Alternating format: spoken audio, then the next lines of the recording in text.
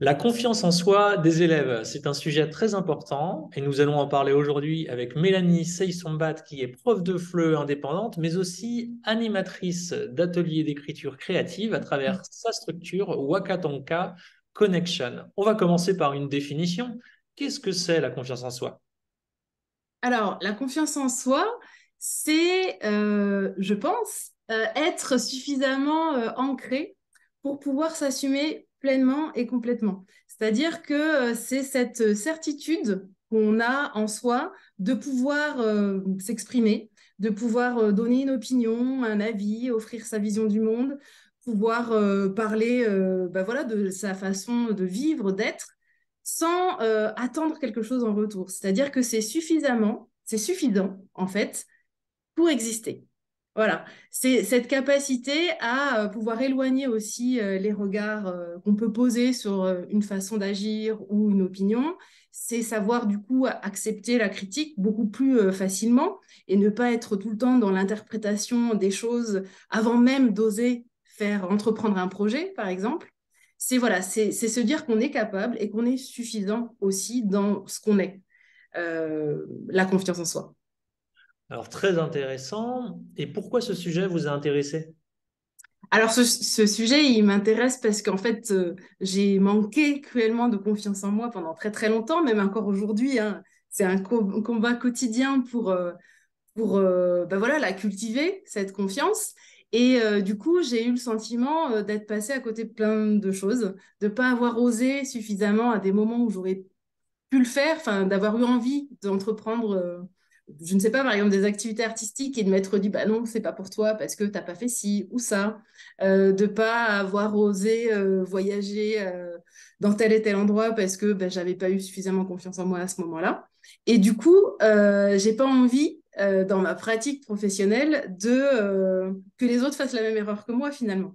C'est-à-dire que pendant très longtemps, moi, on m'a toujours dit, bah, parle plus, ou tu parles pas assez fort, ou c'est pas assez ce que tu dis. Donc ça aussi, ça alimente un manque de confiance parce qu'on se dit, ben non, mais si j'ai pas envie de parler, en fait, si c'est ça ma posture aujourd'hui, je veux juste écouter, pourquoi est-ce qu'on va me le reprocher? Pourquoi est-ce qu'on va me dire que c'est pas que c'est négatif finalement? Parce que quand on est dans l'écoute et l'observation, on développe aussi plein plein de choses. Donc en fait, tout ça maintenant, enfin, en grandissant, forcément, j'ai pris du recul et je me suis dit, ben voilà, moi dans mes classes, dans mes ateliers, souvent, je les repère assez vite, ces personnes qui sont un peu en manque de confiance, voire beaucoup. Et je veux absolument qu'ils repartent de mon cours, euh, d'un atelier ou d'une session de cours, en étant convaincus qu'ils sont capables de ce qu'ils peuvent faire, en fait. Et je ne vais pas leur placer la barre très haut, ni trop bas. Enfin, l'idée est de vraiment trouver la juste mesure, enfin, par rapport à cette personne-là, à ce qu'ils sont capables à un moment donné, et qui repartent en se disant, waouh, maintenant j'ai ça comme bagage et je peux continuer, en fait. Je peux être complètement acteur de mon apprentissage ou de ma vie ou de mon projet ou de ce que j'ai envie de faire. C'est une excellente raison. Alors on va passer à la mise en pratique. Oui. Comment faire? Alors, est-ce que vous auriez des pratiques de classe à recommander? Alors, oui, c'est vrai que dans ma pratique de classe, donc en français langue étrangère, et aussi dans mes ateliers, je démarre toujours sur la dynamique de groupe. Je prends le temps d'installer une dynamique de groupe positive. Et quand je dis je prends le temps, vraiment, j'insiste là-dessus, parce que souvent, on peut se faire un peu bousculer par des programmes ou voilà, des notions à faire passer absolument en vue d'une certification, etc. Mais en fait, le temps qu'on prend à installer une dynamique de groupe, elle nous fait gagner énormément de temps sur le reste. Et donc, pour créer une dynamique de groupe positive, ben, c'est vrai que j'utilise beaucoup l'horizontalité, c'est-à-dire que je fais en sorte déjà de casser aussi toutes ces images, ces a priori qu'on peut avoir sur bah, les personnes à côté de nous parce qu'on ne se connaît pas. Que bah, tout le monde, on peut être sujet à des interprétations sur, à partir du physique d'une personne, la façon de s'habiller, si elle a des piercings ou des choses comme ça, si elle fait au contraire très sérieuse et qu'on se dit c'est quelqu'un de très académique. Et en fait, on ne les connaît pas. Donc, c'est vraiment d'utiliser, par exemple, du jeu, du théâtre, pour casser tout ça et faire en sorte de les mettre tous sur le même plan et que, bah, par le rire, notamment, par l'humour, on arrive à se comprendre, on arrive à créer du lien comme ça petit à petit et une solidarité. C'est vraiment voilà, par l'entraide que la dynamique aussi va se créer, par le rire. Moi, j'utilise beaucoup l'humour, même si je sais que ça peut des fois faire un peu peur parce que ben voilà, on vient de cultures différentes, donc des fois, il y a des choses qui font rire certains et pas du tout les autres. Mais en même temps, je pars du postulat que ben, on est là pour apprendre tout ça. Et moi y compris, c'est-à-dire qu'on peut tous faire des bourreaux, on peut tous se tromper, mais à partir du moment où on sait, enfin moi d'emblée, je dis, ben voilà, je suis peut-être votre formatrice, mais il y a plein de choses que vous allez m'apprendre, il y a plein de choses que je ne sais pas, que je vais vérifier avec vous aussi tout au long de la formation. Et parfois, bah, je vais aussi me tromper dans la façon que j'ai d'aborder peut-être un point avec vous, dans la relation qu'on va avoir. Donc voilà, tout ça, c'est très vite cassé. Et c'est comme ça qu'on installe quelque chose qui va leur permettre de se sentir bien, de se sentir accepté chacun dans sa singularité, et en même temps de se dire, bah, je peux compter sur mes camarades de jeu pour avancer, quoi. Donc, c'est vrai qu'il y a des jeux, là, je pense au Gromelot, par exemple, au théâtre. Vous connaissez peut-être, où en fait, on invente une langue. Donc, il y a quelqu'un qui va commencer à s'exprimer avec des sons. Alors même, ça peut peut-être être sa langue à lui s'il ne la partage pas avec un autre stagiaire. Et une deuxième personne va traduire en français si le niveau le permet, ou bien encore avec des gestes ou sous forme de dessin, ce que l'autre veut dire. Et comme ça crée vraiment une complicité parce qu'on bah, souvent on rit.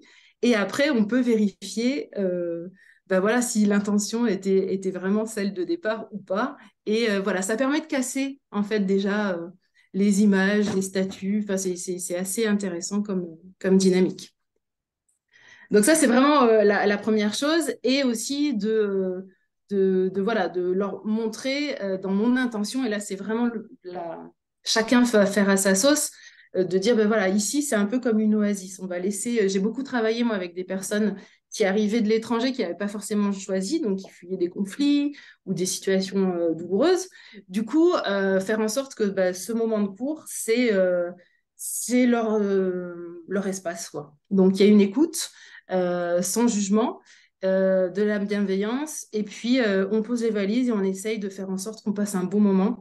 Parce que, et c'est souvent ce qui ressort après des formations, là notamment, j'ai dans un de mes derniers groupes une stagiaire ukrainienne qui m'a dit, bah, ce qui était bien, c'est que j'ai pu rire. Ça faisait longtemps que ça m'était pas arrivé et puis j'ai pu un peu me concentrer sur quelque chose qui me faisait du bien. Et elle s'amusait à apprendre le français. Alors, c'était un amusement et aussi un besoin, mais elle a retrouvé cette partie de plaisir, donc qui lui a permis aussi de recharger un peu une énergie pour tout ce qu'elle avait à gérer à côté. Voilà, donc ça, c'est la première, cette première étape qui, pour moi, est primordiale et installe le reste. Voilà. Très bien. Donc, il y a cette idée de dynamique de groupe, de rire, de passer par Oui, le théâtre. Est-ce qu'il y a oui. encore d'autres astuces à transmettre, d'autres façons de faire? Alors, là, pour entrer dans des aspects peut-être plus concrets, j'utilise beaucoup ce que j'appelle, mais c'est pas moi qui l'ai inventé, les présentations personnelles. Donc, c'est vrai que je demande à chacun, je leur explique que voilà, un jour par semaine, surtout quand j'ai des formations longues, hein, après on peut changer le rythme, je cède la place, la parole à un stagiaire qui va venir présenter quelque chose qu'il a envie de partager avec le reste du groupe. Mhm. Donc, ça peut être un élément culturel, ça peut être, j'ai eu ben voilà, quelqu'un qui est venu parler de sa passion pour les échecs. Ça peut être donc parler de son pays, ça peut être le métier de vannier, un de mes stagiaires aussi qui est arrivé avec son panier, qui nous a appris à fabriquer. Donc, ça permet finalement de mettre sur un autre plan aussi le français, c'est-à-dire que là, on l'utilise parce que ben, pour communiquer.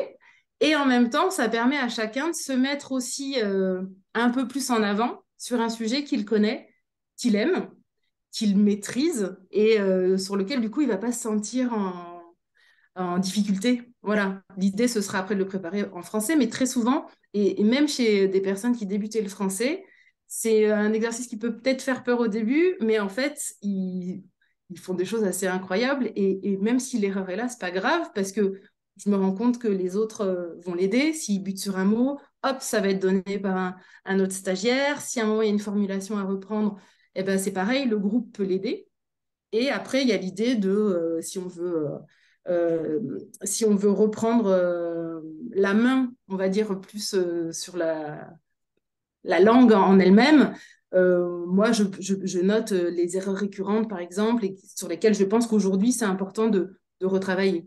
Mais aussi, on peut le laisser tel quel, et c'est vraiment un moment d'échange où le français, il est là comme média, en fait, sine qua non pour pouvoir parler de soi aux autres. Et au moment de rapprocher le sujet de la confiance en soi et spécifiquement des ateliers d'écriture, Oui, est-ce qu'il y a des pratiques ou des exercices à recommander? alors,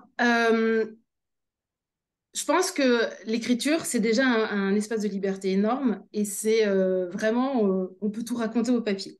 Donc, dans l'animation d'un atelier d'écriture, il y a cette idée de contrainte, en fait, qu'on va donner. Moi, j'appelle ça des missions. Je leur donne une mission d'écriture, le temps d'écriture et la partie de restitution à l'oral où chacun va pouvoir lire ou dire son texte à voix haute s'il le souhaite. Il n'y a jamais d'obligation. En général, ils y viennent tous parce que c'est vraiment là où le texte prend vie. Il n'y a pas d'exercice type parce que moi, je crois vraiment que les missions, on peut les créer, enfin, chaque formateur en fonction aussi des apprenants qu'on a en face de nous.